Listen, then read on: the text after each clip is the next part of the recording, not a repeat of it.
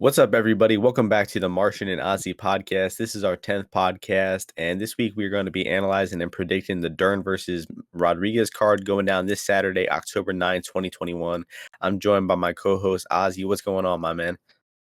Nothing much. Coming off a great UFC fight night to a not so great UFC fight night here in October, but we're just going on to till the end of the month where we have those two back-to-back pay-per-view cards.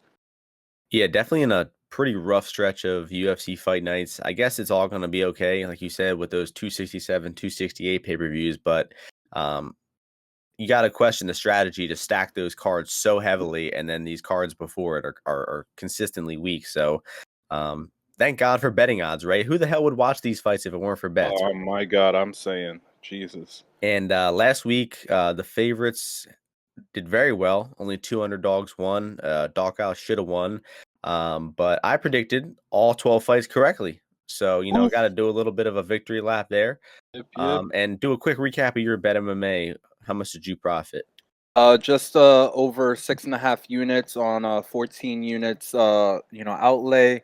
And like we said, the juice on MMA has been running pretty good lately. I think I've hit on all the underdogs though that have won. I did have probably what you described as my worst MMA bet ever, betting on Shayna Young.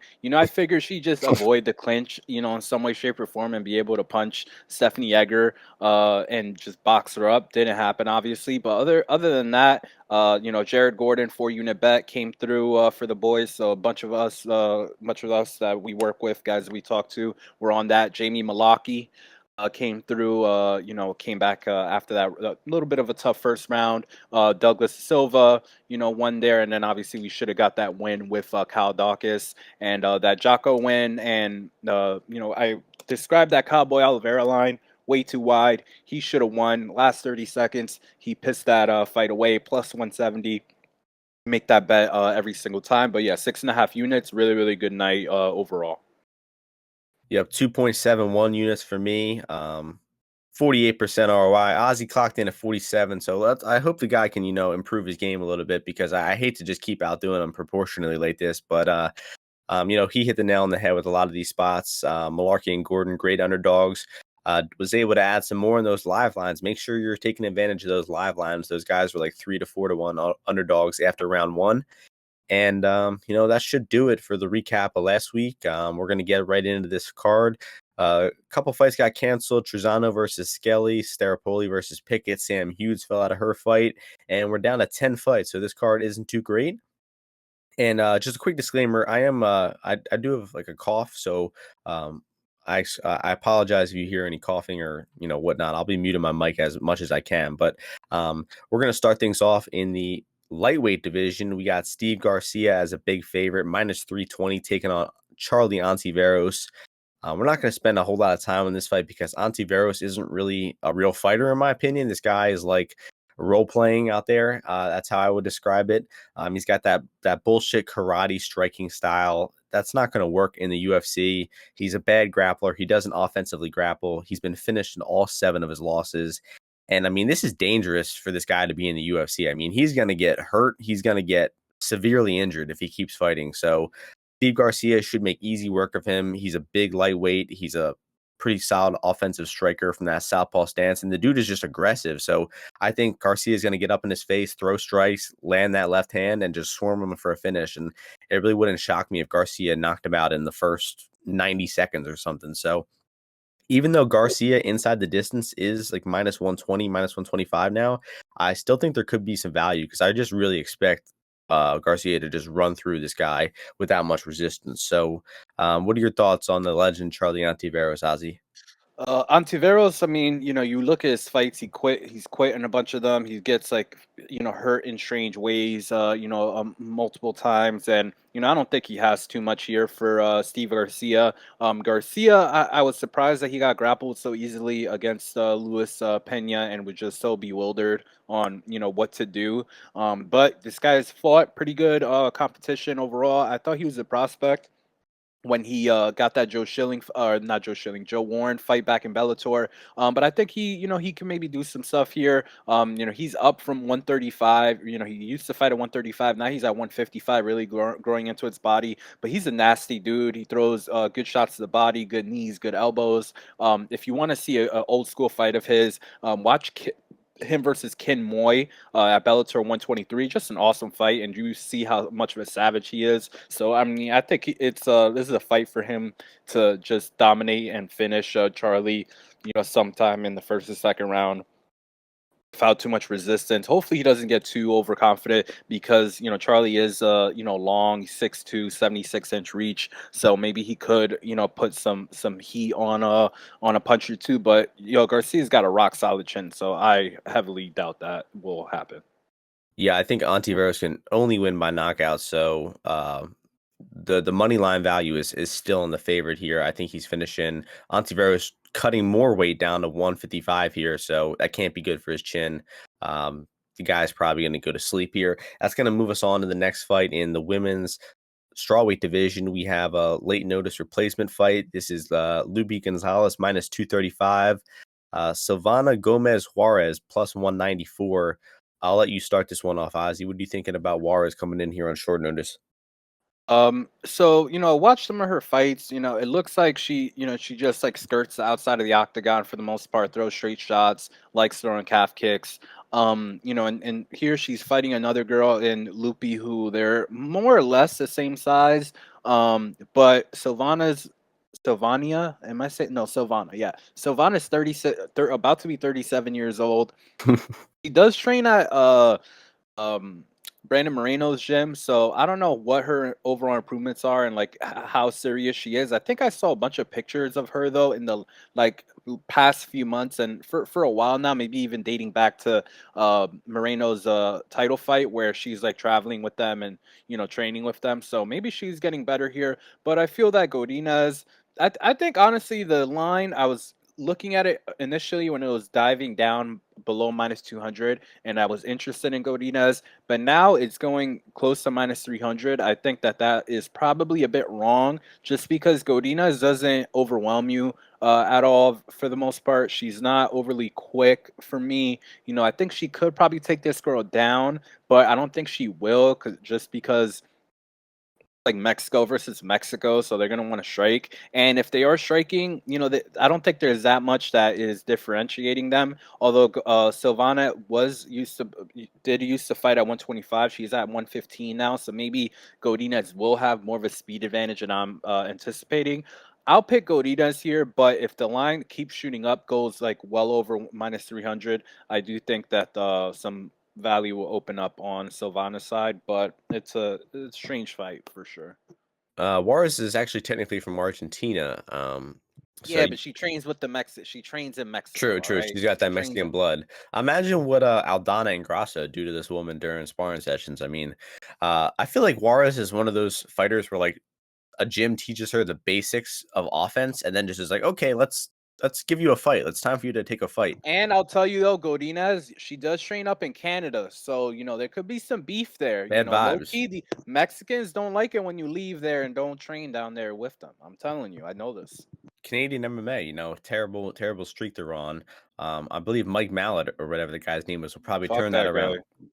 But Godinez shouldn't have much trouble here. I mean, Juarez, all I see from her is offensive striking. I don't see any real defense. I don't see much offensive grappling skill from her. So I just think this is going to be a striking fight. And I think Godinez has the better technique and the better experience.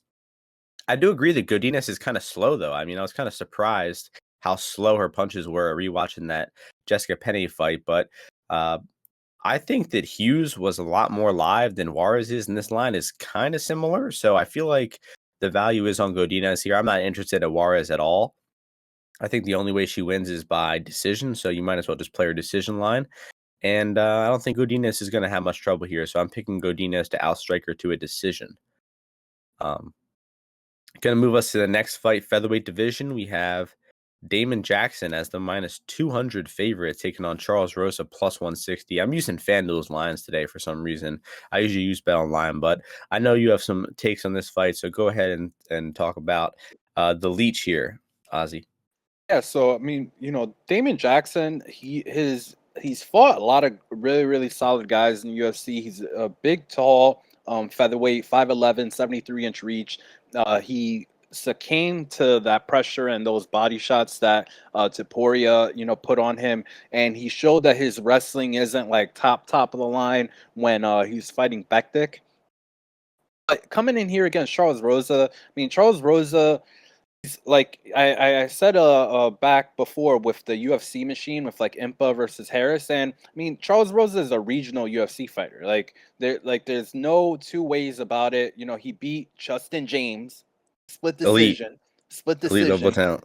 beat Kevin Aguilar during peak COVID by split. Who Kevin Aguilar, another guy who was they were fighting at like 155. Kevin Aguilar was not training at all. You saw how fat he was in that fight, and his other two fights he got wrestled and I mean jiu-jitsu black belt. Where like if Derek Minner can beat you in minute 10 to 15, there's something wrong. Something's going wrong somewhere in your fight camp. So I think here, like, what is going to be Charles Rose's path to victory? Like he's gonna have to, I guess, like kickbox on the outside, use his kicks and stuff like that. But the thing is, Damon Jackson, the slights on his durability are way off. Like he's only been KO'd or hurt by big hitters, like heavy hitters, with strikes, which Charles Rosa is not. Charles Rosa has no ability, I feel, to get to the ground. I mean, not no ability, but he's not going to be taking down Damon Jackson because Damon Jackson is getting tired or anything like that. If anything, I feel Damon Jackson will be able to pressure Charles Rosa, push him against the fence, take him down if he wants, avoid whatever guillotine. I don't even think Charles Rosa has a guillotine. He's like a triangle armbar guy. Avoid those submissions and put strikes on him over the course of 3 rounds. So I like Damon Jackson. Guys, the people that are saying, he got bulldog choked by Yancey, that fight was like 8 years ago. Derek Minner beat Charles Rosa by decision. Okay, 30-27. 30-27 fight was not close, and Derek Minner is not even that great of an offensive like wrestler. He just goes for submissions, and he was able to clearly control this guy. And I think doesn't Damon Jackson train with James Krause too? Right? I think he No, does. Damon trains at Fortis. Does or one of those guys. I get those guys mixed up sometimes. Anyway, Damon, there's a reason this line moves so much. Like I got minus 120, 116, 125, 130, 135, 140. I got all of those. And it's minus 205 now. There's a reason it went that way. Now I'm not saying Charles Rosa cannot win this fight. I guess he can, but I just don't like he's not a better grappler than Damon Jackson, in my opinion, defensively or offensively. He's not a better striker. He doesn't have good power, and his cardio is not that great either. The thing you remember Charles Rosa about most in these last few years is his ability to escape arm triangles. So I'll take Damon Jackson, hopefully by decision. So I'll try to be a little more positive about Rosa just to be objective. I do think he is the better striker here because the guy's got that weird, kind of karate jaded style, but he makes it work somehow. I mean, I don't think the striking style should work, but he does have some success with it. So his path to victory here is just completely avoiding the grappling, keeping the fight standing, and outstriking him on the outside. But I mean, he made that Justin James fight incredibly close. Got hurt in the third round there. And I mean, I did think he won rounds 1 and 2 pretty clearly off James, but somehow one of the judges disagreed. I mean, Rose is just an underwhelming fighter. And, great points about his takedown defense. The guy's easy to take down. He's very complacent to lay on his back. And rewatching that Jackson fight against Bektik, you just see how much better Jackson is on bottom. I mean, the guy's trying to reverse, he's attacking submissions, but he also knows how to use those submissions to scramble up. So he would attack the Kimura, and right when he knew at the right time, he would try to stand up from it. Meanwhile, Charles Rosa will just lay on his back for 4 or 5 minutes at a time, attempting some armbar or guard submission. That's just not going to work. And if Mirsad Bektik wasn't able to get dominant positions for long periods of time on Jackson, then I don't think Rosa is either. I mean, Bektik was out grappling Damon for the majority of that fight, but I saw a lot of good things in the grappling from Damon Jackson there, and I think that Jackson gets on top. I think he's just gonna be the better grappler here. I think he is better at keeping his top position. I think he's a lot more positionally sound. And Charles Rosa fights always go into the grappling. So I just don't trust Rosa to keep this fight standing and outstrike Jackson the entire time. Jackson is really aggressive. His coach, Saif Saud, knows how to, get in his ear at the right times and tell him to pressure. And, I just don't see Rosa having the volume to win 2 out of 3 rounds. He's certainly not knocking Jackson out because, Topuria was ripping Jackson to the body with headshots. He ate a ton of punches before finally getting knocked out there. So I think Jackson's durability is fine, and I think he's going to win the fight by probably out-grappling his way to a decision. The goes to distance seems pretty safe here. What do you think about that, Ozzy? It's Not bad. Yeah, minus 150, 150. not bad. Not bad. And I'm not saying that's what I'm saying. Like, I don't want to overexpose myself to Damon Jackson, but capping this under 60% for Jackson, I just don't think was I just didn't understand this. That's why I went in pretty heavily. So yeah, I think goes distance. Jackson by decision, probably still good. But just the thing, and Rosa, the guys that Rosa's been beating are just small guys for featherweight. They're like 5'7", 5'8". Like, Jackson's a unit at 145. So I hope he makes 145 all right, and I hope his cardio's okay. But I think it will be. This guy's good, man. He's underrated, and he's younger than Rosa too. Rosa's on his way out, man. Yeah, I do agree with that. And the goes the distance, I am leaning towards that, but I just feel like we're gonna have one really deep army and guillotine attempt from Jackson at some point. I know Rose is good sub defense, but I feel like we're gonna have some deep sub attempts in this fight. So maybe staying away from that The way is the that best move. Bryce Mitchell dominated this guy on the mat was shocking. Even if Bryce Mitchell is really good, it would like Rosa posed no resistance. Yeah, it was like 30-24 pretty much. It was you would have got out of some of those things. Come on. Yeah, It was maybe. just Yeah. like no, he just wouldn't even move. It was crazy. I was all over Bryce Mitchell. That Don't get me wrong. wasn't that the first fight back from COVID? He was probably just I reevaluating don't his know, whole life sitting under the man. lights. He But was looking bad there. speaking of great grappling fights, we got one in the next fight, heavyweight division. Alexander Romanov minus 600 Oh, taking on Jared Vanderaa plus 420. yes. And I'll start this one off, and I'm leaning towards the value being on the dog here, honestly. I think that Vanderaa is going to win the striking. Romanov striking isn't very good outside of that big left body kick that he throws once around.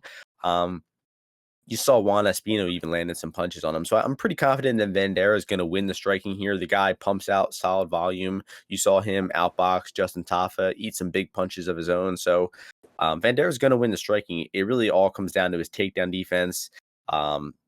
Romanov's obviously looking to get this fight to the floor. He is a great wrestler, extremely explosive.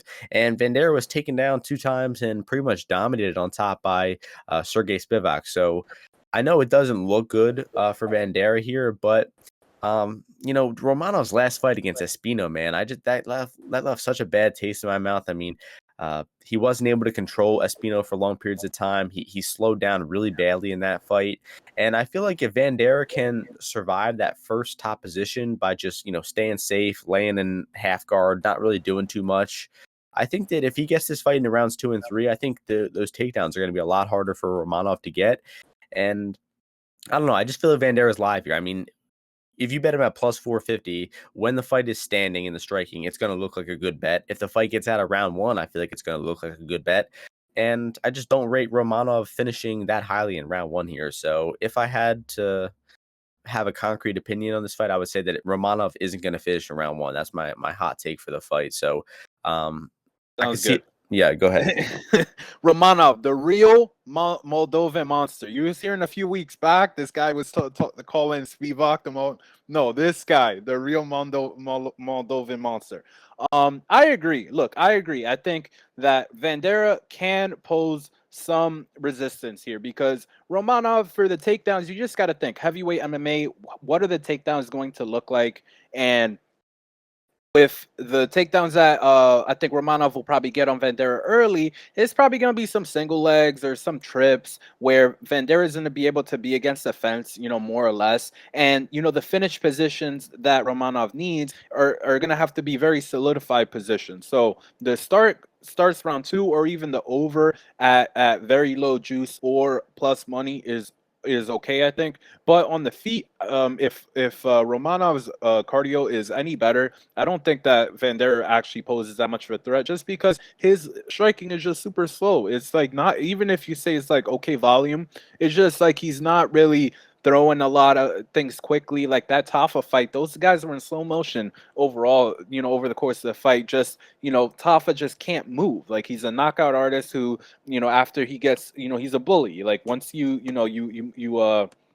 stand up to him a bit and he loses a little bit of that juice on his punches, he's a walking corpse. And Vanderaa was able to dominate him. And I think that Tafa had some issues getting here from Australia. He got here on like Wednesday and stuff. But I was on Vanderaa in that fight, and I thought that he looked good. But he was just slow overall. So I think Romanov, he moves just way too good for Vanderaa, to win early on. But if Vanderaa is able to tire him out, maybe hold the clinch, and keep himself up and not go down immediately, then I think he could be live later in the fight. But I do think maybe the fight going a little bit longer is the way to go.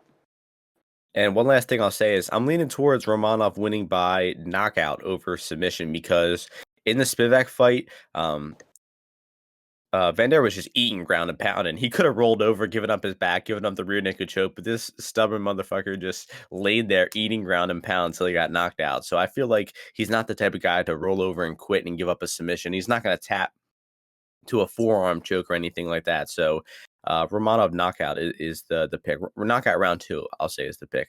And that's going to bring us to an interesting matchup in the bantamweight division. We got Chris Gutierrez minus 265, Felipe Colares plus 210. You can start this one off, Ozzy. What are you thinking about this matchup? Interesting fight. Gutierrez, probably, top 5 calf kicker in the game overall, has not fought many guys who were just, had that grappling element, I guess, recently, since the Barcelos fight, which is actually a long time ago now, 3 years ago almost. He's had a bunch of weird fights in the UFC, and I think I'll say, I was talking to Martian before, and I think that Colares is very ripe for Gutierrez to spinning hook kick him in the head and just get a walk-off knockout.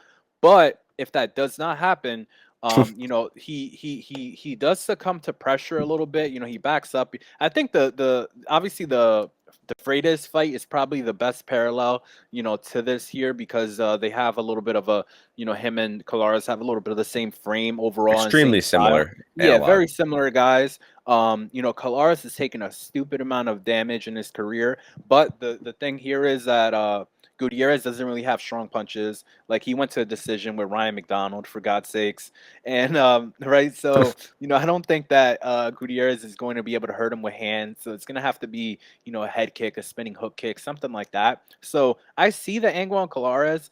I don't think he's ever been knocked out. I don't think, has he gotten knocked out? No, never been knocked out. But I mean, the guy gets hit with every punch known, like, that you throw. Like, Luke Sanders could not. He's like a Bob dummy. Like, Luke Sanders could not miss. He doesn't move his head when he throws punches. He doesn't see punches coming back his way. But I think decent matchup for him here. I don't trust like I've been saying this, I'll keep hammering it. I do not trust the ground game of these Factory X guys. They're just not good on the ground. His last fight was, I mean, he's fought at 135 most of his career, so last few fights have been going up and down a little bit. But I see the angle on Colares. I guess he could get this to the ground, but even if he does get it to the ground, my issue is he doesn't really have that much of a submission. Like, his submission game isn't that great.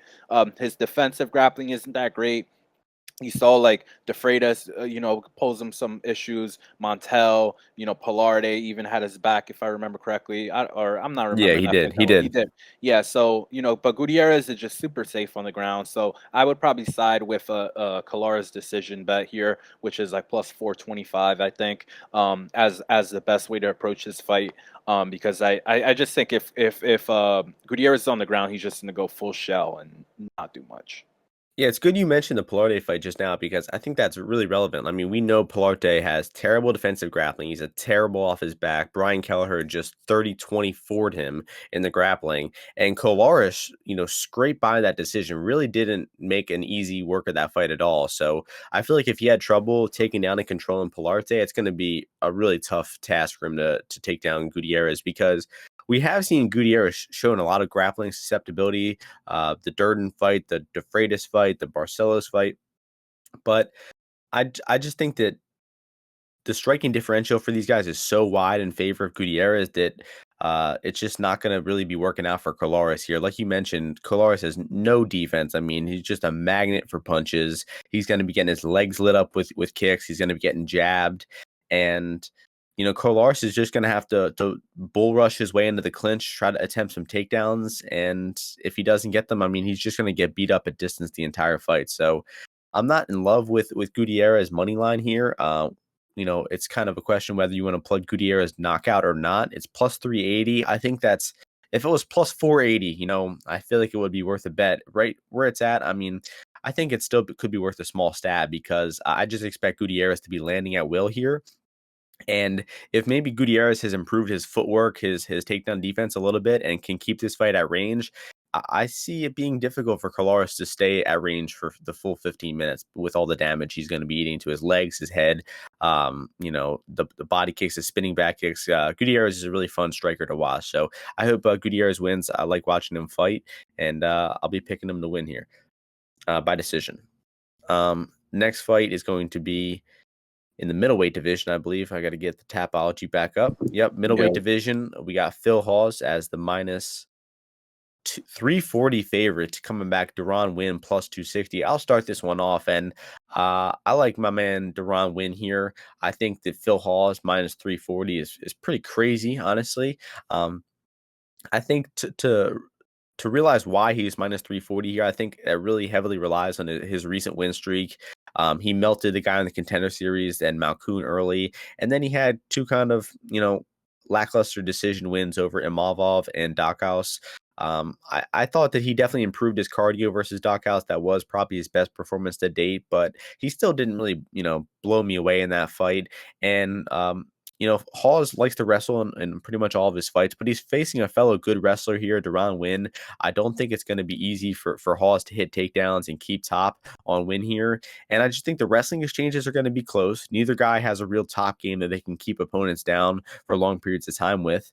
And I don't think either guy has a super big striking advantage on one another either here. I think that Hawes probably definitely has the more power of the two. He's a much bigger guy, but Winn can pump out striking volume like he did in the Eric Spicy fight. He can wing some punches and put together high volume striking rounds. So I just think that Winn's going to keep this fight close in the striking. I don't think the wrestling exchanges are going to be super one-sided. So I like Winn for a half unit bet here. Not confident in the guy to get the win or anything like that, but I just think he's going to be the value side. He's going to make this fight a lot closer than plus 260. So I like Winn for a small bet here. And the goes to distance being plus money here, I think is kind of confusing. I mean, I don't see a whole lot of finishes on either side here. I guess Hall's knockout is the most common finish. But Winn is durable. And he can always, shoot for a takedown if he's getting hurt with punches. So I kind of lean the goes the distance being probably the best bet here, probably even better than Winn money line. It's plus 124. So what do you think about those takes I had, Ozzy? I mean, I think that Winn. Thing is, people are touting Winn's wrestling pedigree, but I mean, I just don't think that he's taking down Phil Hawes. Like, I mean, maybe he will. He's not going to hold down Phil Hawes. This is the thing with wrestling that people don't. I'm not saying people don't understand, but the wrestling that Winn doesn't hold people down, right? And wrestling is not jujitsu. In wrestling, you take a guy down, he gets back up, and you got to take him down again. And that's how all of Winn's fights look, right? He'll take the guy down, and the guy will get back up, and he'll take him down again, and the guy will get back up. So Hawes knows how to grapple. He's a brown belt in jiu-jitsu. He has a wrestling background. He's agile as a cat. I mean, you saw that fight against Malkoun, how he came out there, just stalking that guy. It was like a freaking panther. It was like a panther stalking his prey. That was a scary fight, man. And I think that Sky Hawes, all 18 seconds it lasted. all 18 seconds. That thing was scary, man. I just think Hawes is built different. He's got 2 wins over guys that I rank in my power rankings as top 15-ish guys. Winn is certainly not that. I know he's plus 260, but the thing is, you see him against Antonio Arroyo, you see him against Spice Boy, you see him against all the fights that he had. He's just walking forward. He's got no respect for what's coming back at him. Back foot Arroyo, is just moving back, and not doing anything. Phil Hawes is not going to be backing up from this guy. So, I think it's going to be something where Winn is just going to be getting butchered while they're at range, and he's going to have to be clinching with Hawes. And I think what's going to happen is Hawes either hurts him while he's coming in or hurts him on the break from a clinch and then just finishes him. I mean, when he got popped for like doing meth, he hasn't made in his last 3 fights. I think he's missed weight and he missed weight once. The other fight was at 195, so you don't even know if he's gonna make 185, or you don't know his cardio is at at 185, right? That Spicy fight was ridiculous. Like if he takes the punches that Spicy was hitting him with, there's no way he makes it, past the second round against Hawes. I just don't see it happening. So wouldn't be surprised at seeing Hawes take Winn. People is acting like Winn can't be taken down. Like Winn's been taken down before. I mean, Mershart got on top of this guy and flattened him out and choked him out. So Hawes could definitely do that. So I don't like Winn. I guess like if you want to bet him at plus 260, I don't think that's bad. It's a bad value. And I guess the over if you think Winn. I don't think Winn's taking these punches, man. He just has no defense. He doesn't move his head. He's tiny. He doesn't respect guys, and I think he's in for rude awakening when he looks across and sees blonde Phil Hawes coming at him. All right, I got a few counterpoints. So, Hawes's cardio was a huge question before that House fight. That's probably why he was the underdog there. Everyone was really accepting that he had terrible cardio, and then it seemed like he did an improvement that fight. But I'm not ready to completely write off the cardio problems for Hawes, just because he had one good fight. And the guy doesn't land a whole lot of distance strikes. I mean, even in the fight where he landed the most strikes of his UFC career, he only landed 33 distance strikes against House. And rewatching that fight this week, I didn't even think it was that many. And the way he got hurt by House there with that like spinning back fist, I feel like this guy could be chinny. And I feel like Deron Winn putting some hands on him and touching the chin is not out of the question. So No, definitely not. No, that is and definitely not out of the question. No. you mean it? You mean it is out of the question?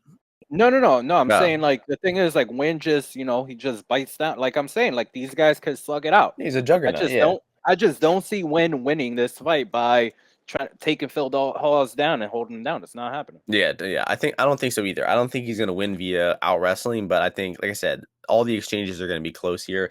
And that meth claim, like I said, I'm sick right now. I'm taking a lot of pseudoephedrine, the stuff that they use to make meth.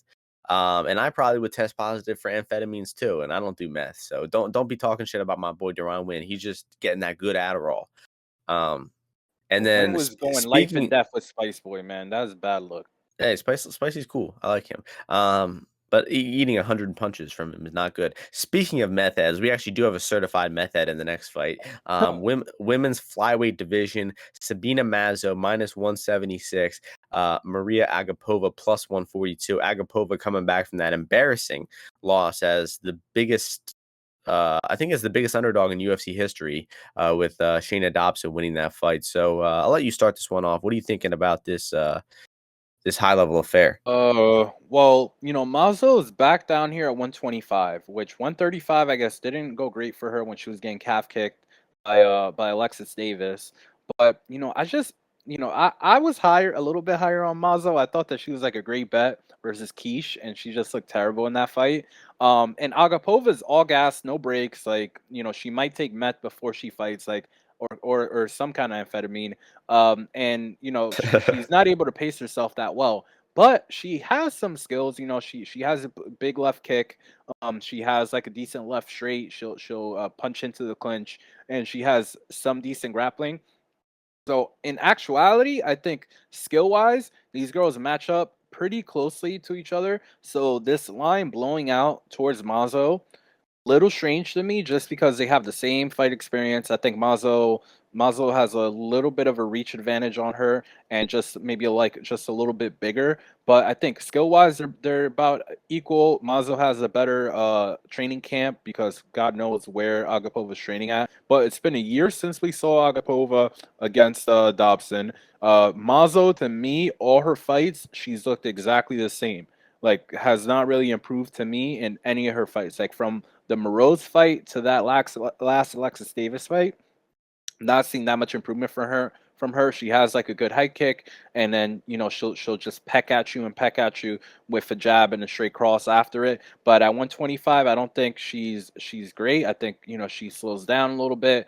I don't think that I think that 135 is actually the best weight, will be the best weight class for her in the future. And I don't think that she's gonna be able to get her grappling going here against Agapova very much. And I think that she'll probably be a better live bet opportunity just because Agapova does not know, you saw from the Dobson fight, how to pace herself at all. So I think there's a little value here on the Agapova side. Hard to trust the girl. She looks out of her mind, but I like, crazy women, or the kind of women that, you want to bet in this MMA thing. That's why I rode Murphy's, crazy ass to a title shot. So I think I probably will sprinkle something on Agapova. I think that she'll be able to land that left hand, be more aggressive than Mazo, and land better earlier, but we'll be ready to jump ship on the live line. All right, so this is a statistic. I got to bring it up. I feel like it's extremely relevant. I know you love statistics. And this basically, I think, proves that Sabina Mazo is the best striker in the UFC right now.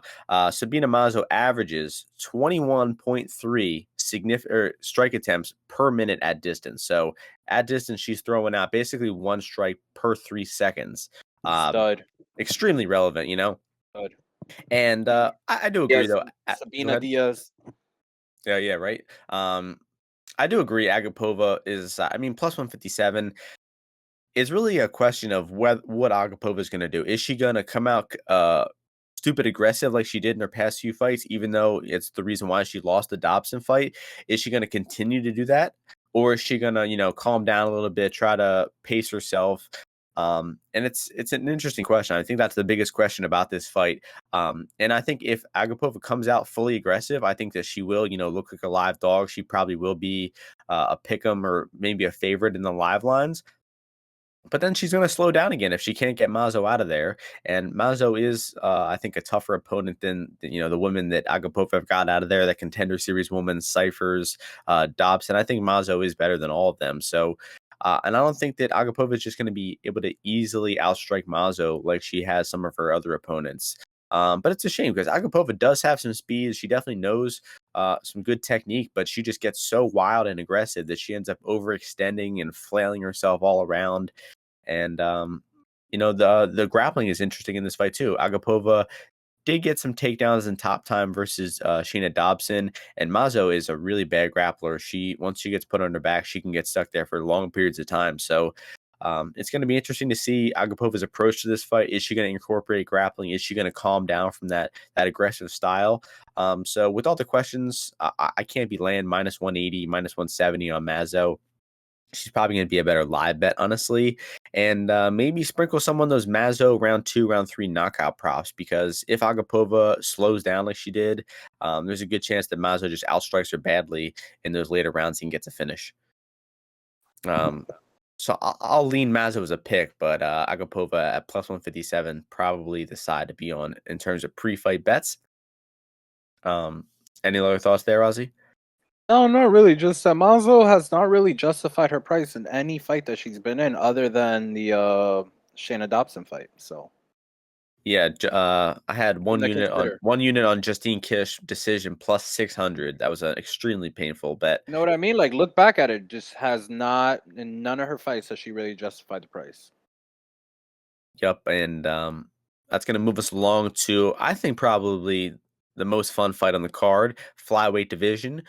We got Elliot-Nicolau as the minus 210 favorite, Tim Elliott plus 168. I'll let you start this one off, Ozzy. Fun flyweight fight. What are your thoughts on this one? Yeah.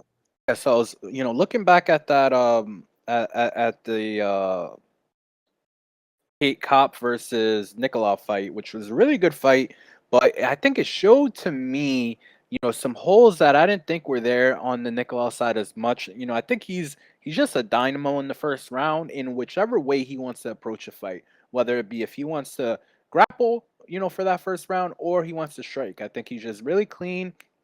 He's pretty powerful overall, but I think he significantly slows down overall. Just like he becomes a lot less tight with his game overall, and he's like a little bit in between. If you know what I mean, like he doesn't know what he wants to do from there all the time. And I think it shows because he does have a few first round finishes and stuff. But I think the way he matches up here with Elliot is, you would think, okay, does he have a striking advantage over Elliot? Maybe.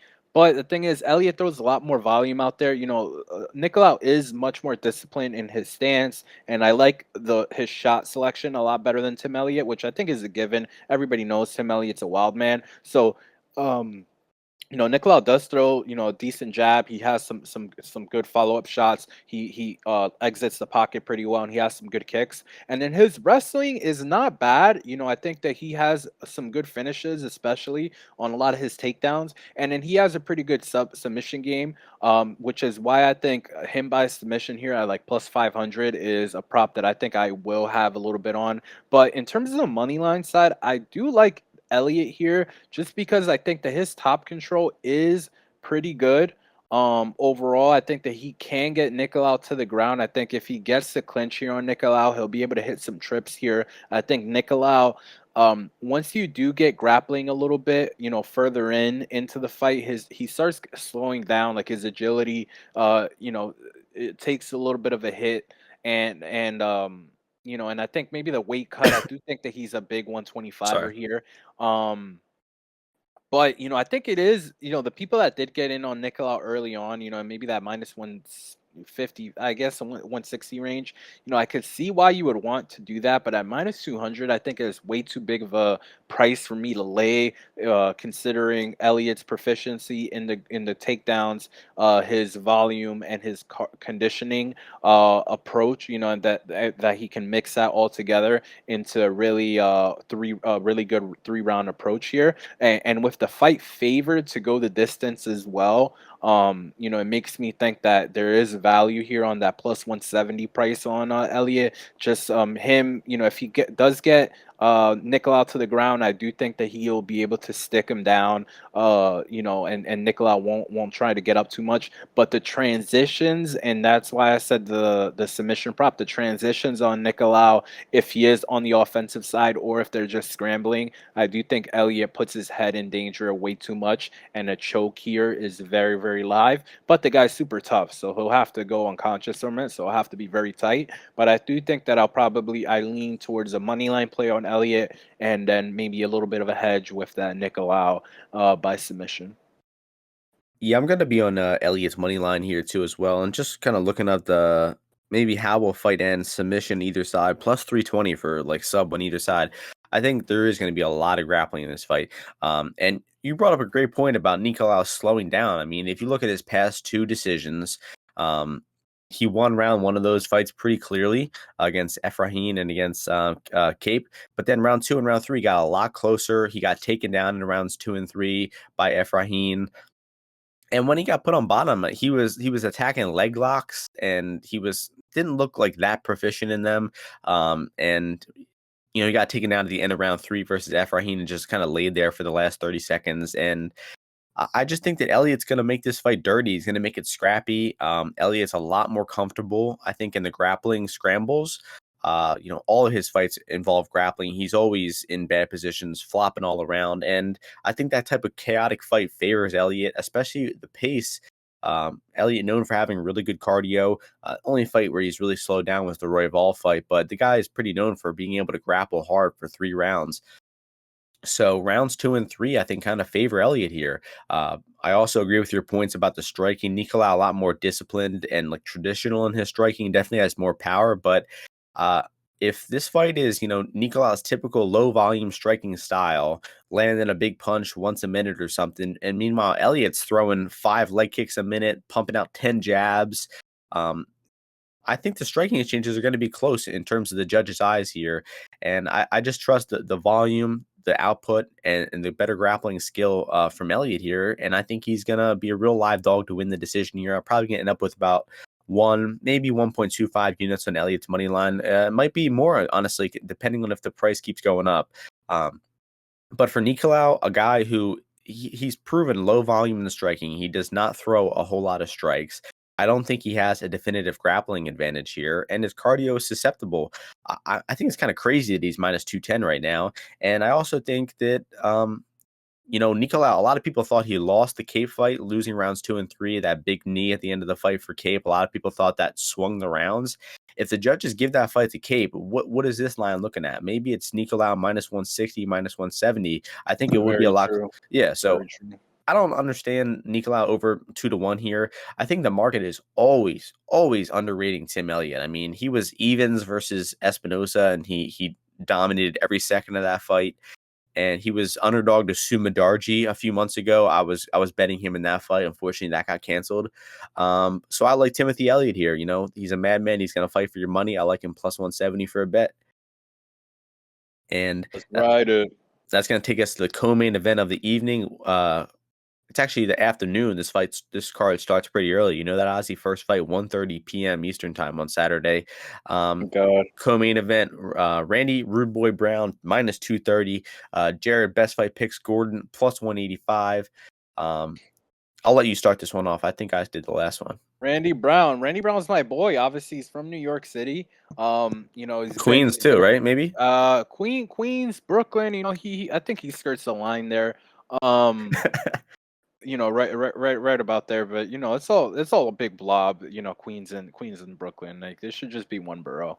But Randy, he's been I think a really good prospect for a while. I think he's been groomed pretty well overall. He had that fight against Vicente Luque, which if you go back and watch it, is not as big of a blowout as I think people might have made it out to be. He was definitely in that fight. He was trying. I think he was coming back in that second round until he got turned off there at the end. And then he showed his sub game in his last two wins, which I thought were two great wins over two Brazilians there. So I mean, I love Randy Brown. I think here, it's an interesting fight because Gooden is such a power striker. He has good power in his shots. I do think he has pretty good timing as well. We were talking about this fight. I think this might have been our first or second podcast when he took on Stolze, and I told you, I'm like, hey man, like there's no way you could be on Stolze at chalk here, and I do think that Jared Gordon could potentially take this guy down. And he did take him down, and then he turned him off with a punch.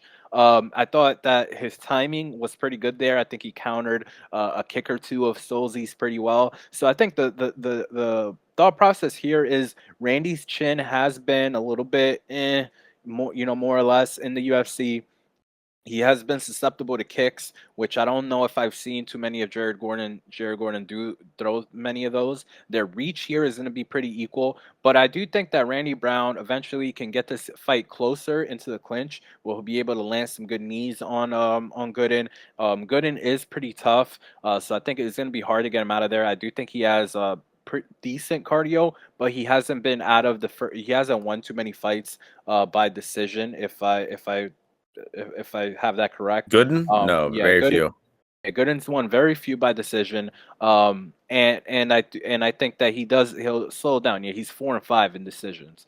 And I do think that he slows down, and I think that Randy Brown has a big advantage on the ground if it gets there because Gooden he'll get up, but I think that he gives up his back, and Randy Brown he's stronger than he looks, especially in the grappling realm. He's pretty good in the grappling. I've heard this from a few different people. He's pretty good when it comes to the grappling, and he's pretty opportunistic. So I like Randy Brown here. I like that his money line price is coming in a little bit, but I am careful because of the chin issues that I've seen in the past and the fact that Jared Gooden definitely hits really, really hard.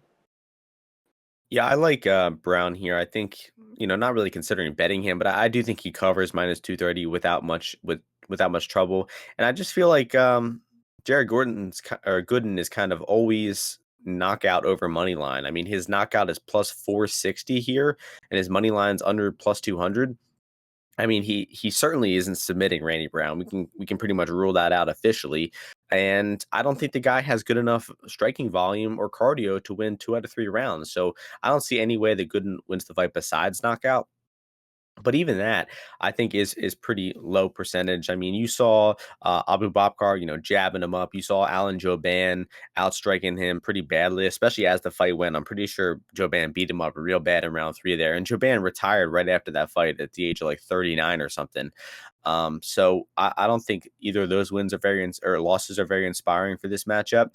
And Randy Brown, I mean, coming off that Oliveira finish, that right hand that he landed on Oliveira was honestly one of the biggest punches of the 2021 in the UFC. Honestly, I mean that was such a thunderous punch, and it's impressive. Right? You see Nico Price, a fellow pretty hard hitter, not able to hurt Oliveira like that, but Randy Brown sat him down easily, and the way he took the back and got that one arm choke. I mean, the guy is a good finisher. You saw that in the Warley Alves fight too. He knew he was hurt. He swarmed him and got the finish. And I like Randy Brown. I agree with you. He's a fun fighter. I think he's gonna win the striking. I'd say marginally here. I mean, I think Gooden will keep it close by just landing the occasional big punch. But I think the Brown should be pretty safe to cover his price here. I think that he can take down and out-grapple Gooden if he wants to. Gooden got out-grappled.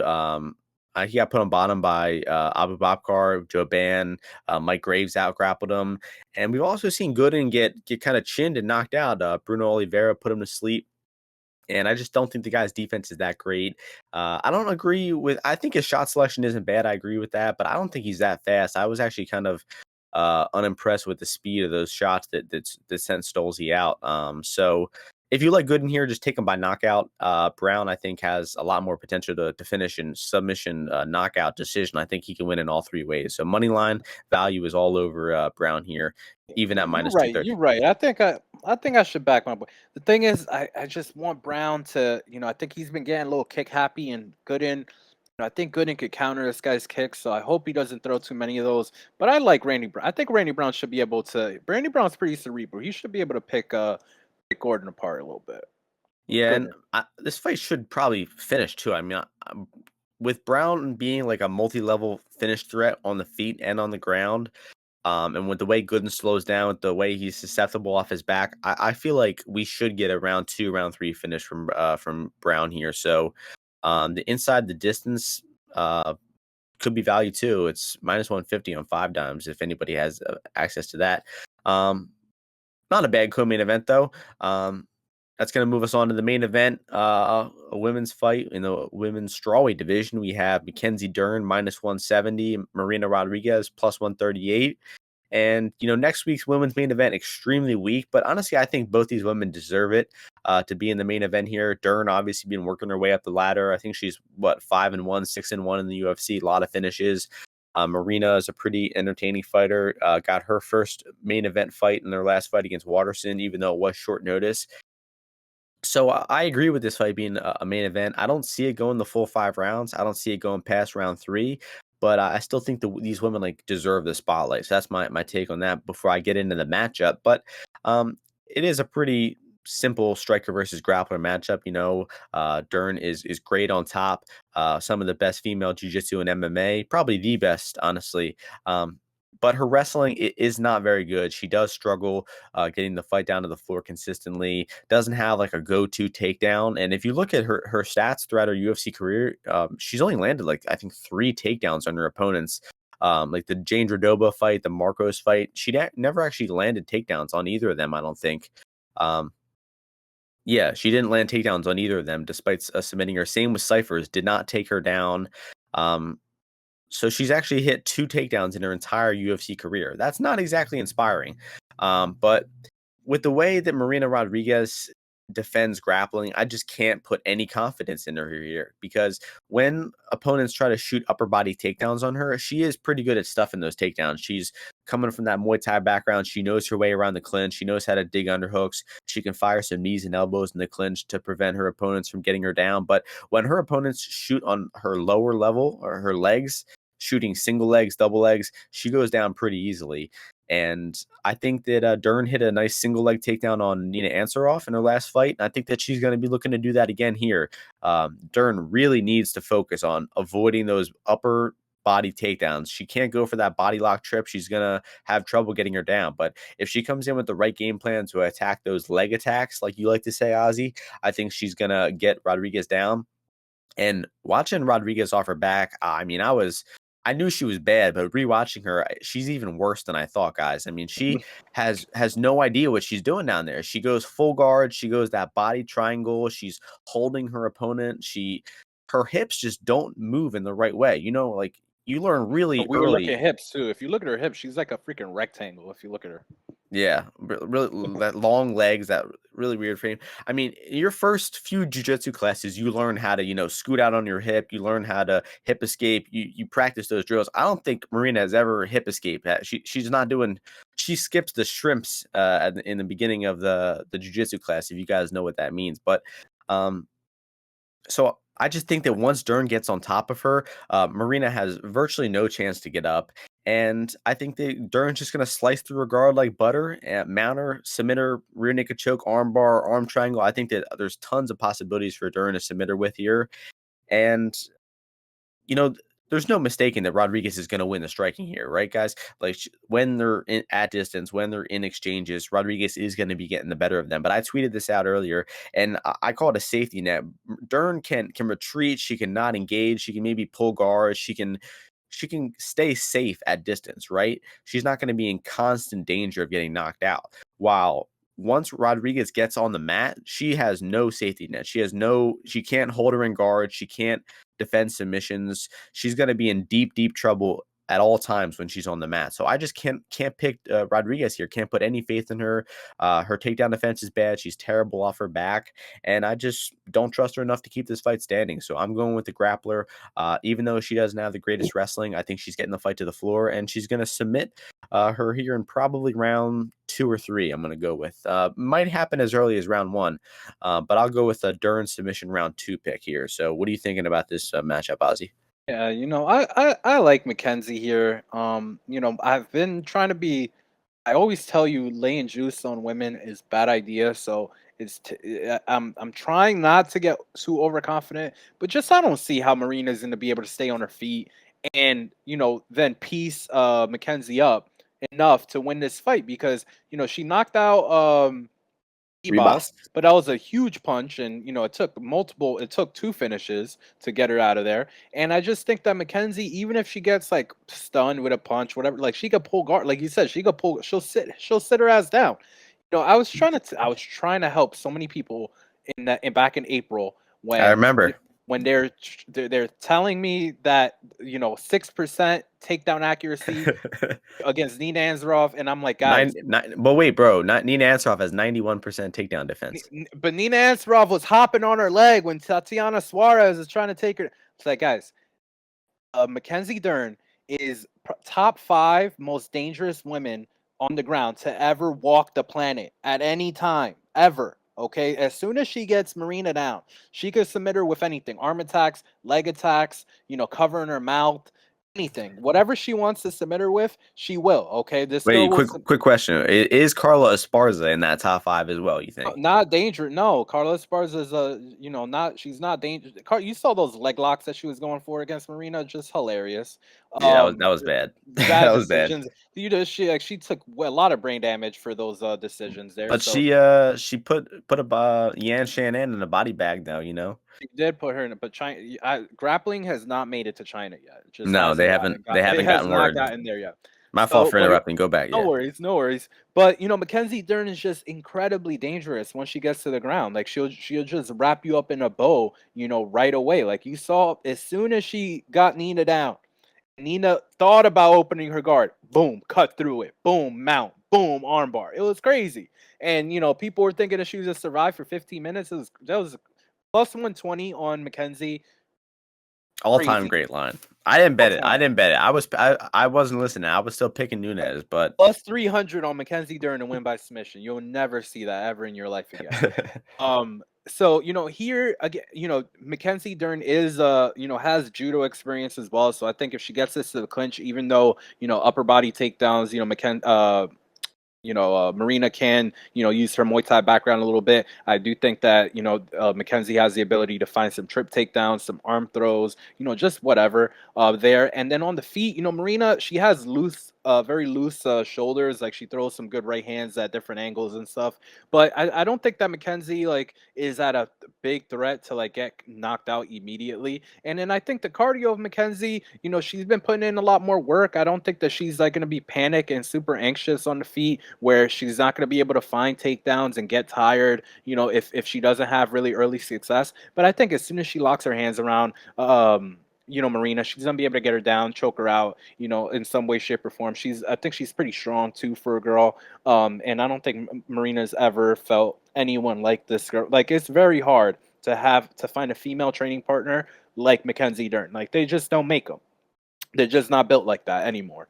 There are no girls that are that good on the ground, as good on the ground as her. So I think that she'll be able to finish this. I have a little bit on her. I've got like, a quarter unit, maybe a little bit more at like minus 142. I might add if the line comes down under minus 150, and then I got a little bit of plus 150 on her by submission.